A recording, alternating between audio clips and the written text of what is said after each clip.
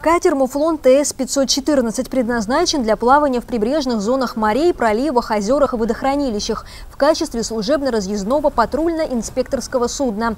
15 лет он верой и правдой служил Краснодарскому отделению Таможенной службы России. Был задействован при 7 крупных задержаниях контрабанды.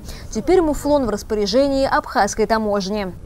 Судно предислоцировано было сюда, в порт Сухум, из порта Кавказ, где оно несло свою службу в составе флотилии Краснодарской таможни. Действительно, только в этом году уже были задержания в рамках патрулирования и соблюдения таможенных режимов. Поэтому мы очень надеемся, что наши коллеги добьются еще больших и лучших результатов.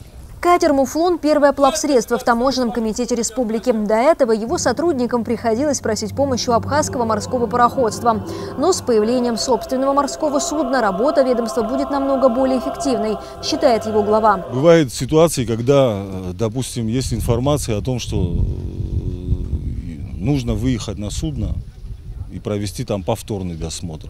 Бывают штормовые всякие ситуации, когда мы просто не в состоянии причалить это судно, и нужно произвести какие-то таможенные формальности прямо в акватории.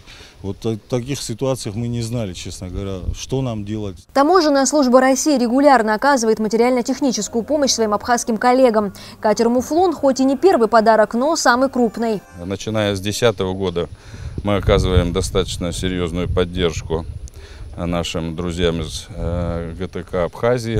В 2010 году мы передали более 400 комплектов форменной одежды. В 2011 году это были 2 рентгенотелевизионные установки. В 2012 году порядка 20 автомобилей, которые мы оснастили и передали в дар нашим коллегам. Сегодняшняя акция, она также достаточно знаковая. Через 10 дней Государственный комитет Абхазии отметит годовщину с момента своего образования. Так что можно сказать, что катер «Муфлон» стал своеобразным подарком ко дню рождения. Марианна Котова, Эдуард Аракелян, Аваза ТВ.